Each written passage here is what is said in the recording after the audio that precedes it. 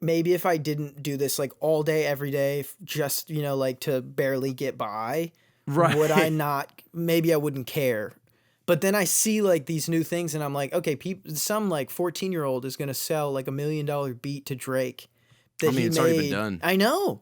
Like, and it's like you can just toss things together, and that's not Mm. an issue at all when you're not doing that all the time. Sometimes it's good to just like toss some random things down and write to it. And Right. sometimes you'll write to it and be like, wait, this is like dope, this simple. You know Yeah, what I and mean? that's when you'd take it to a real studio setting and like actually build it from the ground up Yeah. and like, But I mean, I'm gonna be real, like apps like that, like I remember when I was in elementary school, about elementary school, like 3rd, 4th grade, something like that. I forget the name of the website, but there was a website that where you could just like it had like stock loops for like Oh, cool.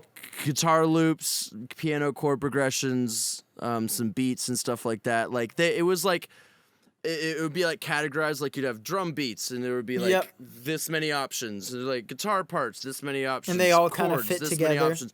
Yeah, and then you could put them all together in this one like Yeah. workstation thing and sort of mix and match and make your own little loops and stuff. That'd And it been was so very clunky and it was very spoon fed. Like Of it was course, but very like it's it was one of the very first like things that get you into it, though. and Yeah. it revealed the concept of combining layers and pieces and a bunch of things working together it introduced that idea to me, and that's how songs work. Yep. And like, because I remember when I was a kid, I never really consciously thought it, but I was always kind of I never really thought about how songs were made for a while. Like I always kind of thought they just existed.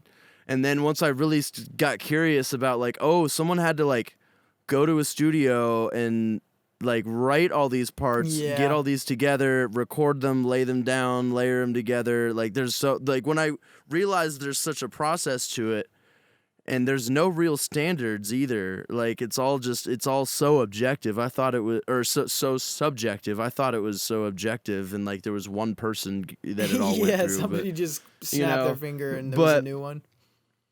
yeah, but like apps like that, like when I was a kid, like even though everything is very spoon fed to you, like it sparked my interest, and I didn't even realize it at the time. I was just having fun, and like me and my buddy Jason from elementary school, shout out to Jason Greenberg. Hey, shout out Jason.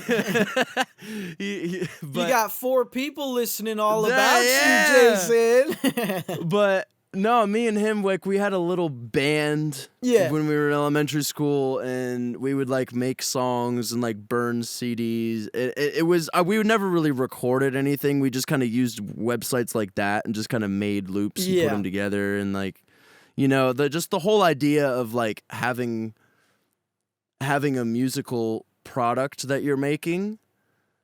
Well, I was very interested in that when I was very young, and I didn't really realize it until like a decade later, and I started picking it up. But anyway, yeah, no, apps like that, like they do help when it comes to like exposing for an absolute beginner. Muggles, Yeah, the muggles, but I exposing don't the know. I absolute actually beginners. don't know that word. Otherwise, I would have played in. It's a Harry Potter reference. Oh, I suck.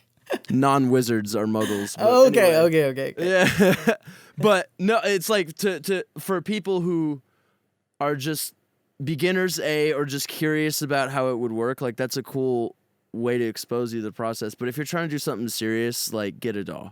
Like, That makes perfect sense too.